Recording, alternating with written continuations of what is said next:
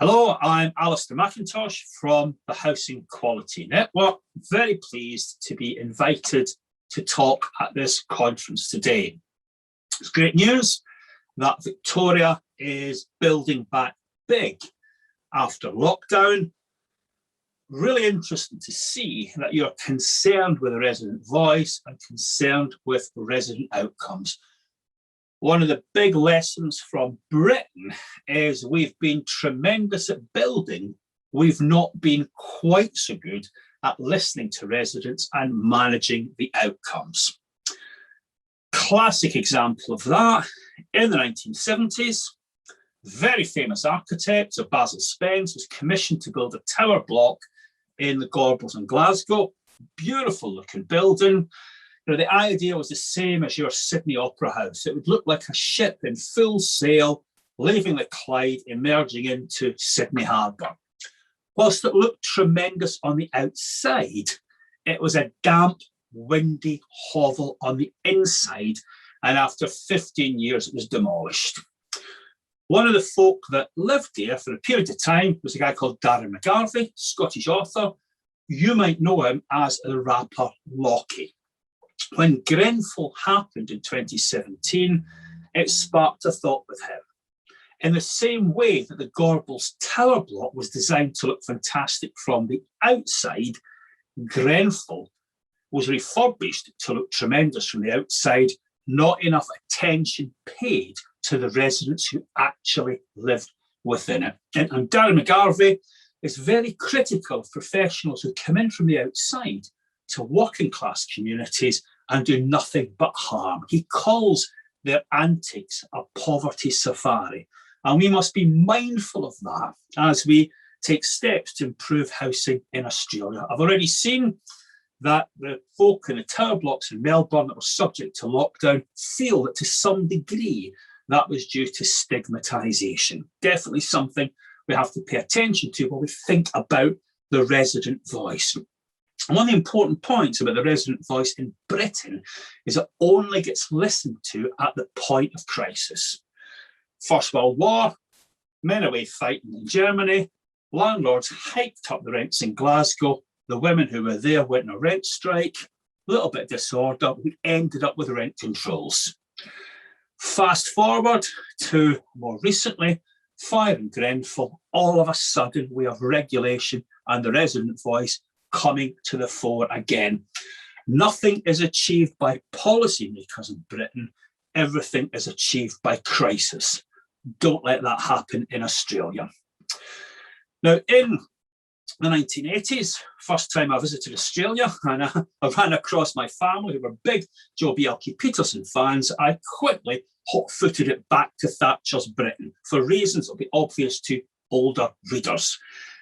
At that time, housing was in disarray. The public sector stock had a 35 billion repair backlog. Housing budgets had been chopped in half. No one wanted to live in the accommodation. Step forward, our one and only influential friend, the Duke of Edinburgh, launched an inquiry with the Ginger Group, peak body as it were for housing associations, and his inquiry tried to tackle those problems. Because of the times, competition was part of it, didn't get very far. He proposed stock transfer to housing associations away from big public sector landlords. He proposed arm's length management organisations just a touch away from councils so they were able to operate with a bit more freedom, a bit more effectiveness. And crucially to today's discussion, he encouraged the resident voice. Why? Because he didn't want a repetition of the mistakes in Glasgow, Manchester and London, where well-meaning initiatives to build homes resulted in estates where no one wanted to live.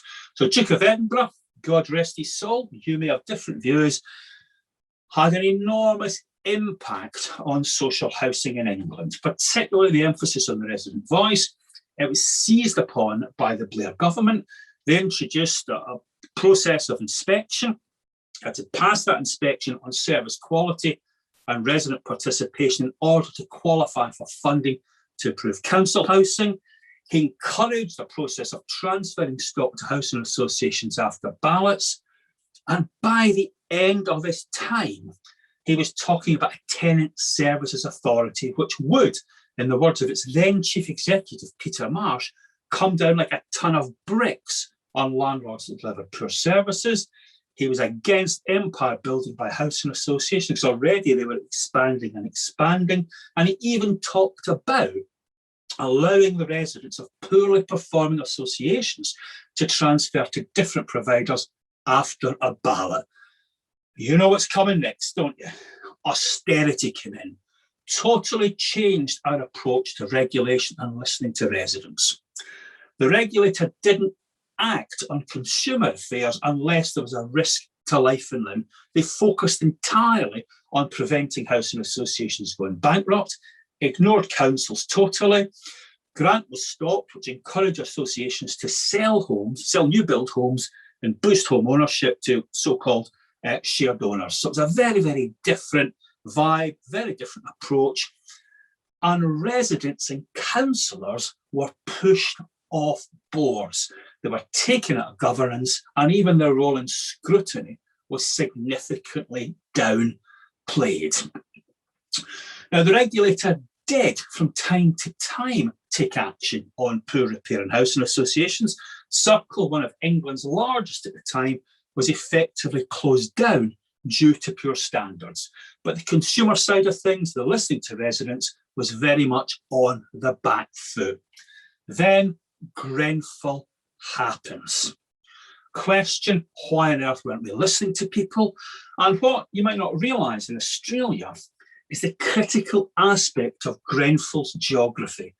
David Cameron, before he became Prime Minister, lived nearby. Boris Johnson's sister lived very close to the tower, and her children played with the children in the tower, so she was quite a frequent visitor. And what's fascinating when you read the Grenfell inquiry is the residents loved living there. They didn't see the stigma at all. Question, why on earth did the council not listen to them? And I think sometimes landlords get very reluctant to listen to negative messages. They believe their own propaganda, and down that road, tragedy tends to come, doesn't it? The new regime that is talked about by the current government in its charter for social housing residents reintroduces inspection to make standards are high, wants to hear the resident voice in the boardroom, which is a very good thing. And the difficulty is that at the moment, the regulator that's charged with changing its spots, as it were, currently deals with the finances of 210 housing associations. That's a big reduction from the 400 that the coalition inherited around about 2010, 2011. So enormous consolidation in that sector. Have the monoliths been reintroduced? We can talk about that later.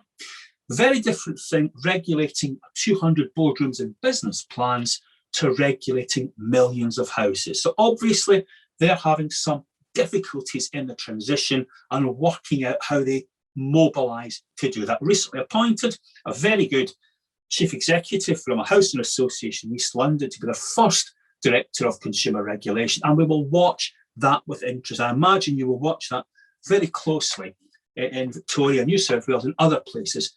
We are trying to improve the quality of service by listening to residents. Now, whilst the regulator is pivoting, as it were, real life is happening. And this is the modern era. Remember I said we don't control regulation, it tends to come after crisis. We're now in the modern era of social media. So the shared owners are campaigning very effectively against their landlords. They're younger, they're sharper, they're better connected. They regularly get into mainstream conservative publications like The Spectator and the Daily Mail with their campaigns. So they really are putting some of the biggest housing associations in the country to flight. The boot is on the other foot. The power, certainly access to the media power, is with the shared owners, not the landlords anymore. But shared owners are younger professionals. You would expect them to have some influence. ITV, the big news channel in the United Kingdom, has led for most of the last week on poor conditions in UK social housing, particularly damp and mould in towers. Remember back to that example from Glasgow in the 70s, how much have we learned? The first landlord they alighted on was Croydon, which is a local authority in England that is effectively bankrupt. So its ability to turn the stock around isn't great. In response to those stories about damp and mould, the Housing Ombudsman, who deals with complaints in England, has just issued a call for evidence to residents, landlords, professionals, academics on damp and mould in English social housing. And the Housing Ombudsman has come on leaps and bounds in the last couple of years in England. They now produce reports on systemic failures in housing associations, and they name and shame some of the biggest associations in the country. Previously, the regulator was very reluctant to be too critical of associations because their primary task was to keep the money flowing in and reassuring investors everything was fine. So in the brief, you've asked about the potential conflict between supporting residents and supporting investors, and that is definitely there. But the one thing they both have in common is they want to keep the stock up to scratch. The Victoria Auditor General has already said that in a fine report from 2017 that recommends everything any sensible landlord should do, and that's very much a theme in England too, that the residents and the investors, like the investors, will want to keep the asset in fine condition. Now, coming back down to the practice of resident engagement, I imagine you're interested in, I've got a video I can send you of me interviewing two officers from major London associations. A couple of points they make on listening to the resident voice. First of all, accept criticism. Don't just deflect it, as they did at Grenfell. Next point, there is no grand strategy. The way you win residents over is by lots of small examples of you listening and changing. We did a report for the Welsh regulator, and the residents said to us they wanted landlords to listen, hear and act. Very sage advice, worth reading that report. It was also interesting to talk to those officers about the impact of lockdown, because lockdown has digitised resident engagement in England. There's been an eviction ban, so we can no longer phone up and threaten people. Instead, landlords are phoning or offering to help. They're given their personal mobile phones, so you're not having to go through a call centre. Sometimes they're paying for free internet. They're putting letters and communication and emails in younger person's language. There's a big effort to support residents rather than criticise them. And surprise, surprise, rent arrears in social housing haven't increased by anything like the extent we imagined that they would. One point I'd leave you with, does it have to be them and us? Does there have to be a distinction between landlords and residents? In Wales, a couple of mutual associations where the staff and the residents come together. They form a mutual organisation with a democratic body they elect that in turn appoints the board. Thus far, passing all the regulatory tests, bringing people together because they don't really have that many differences, do they?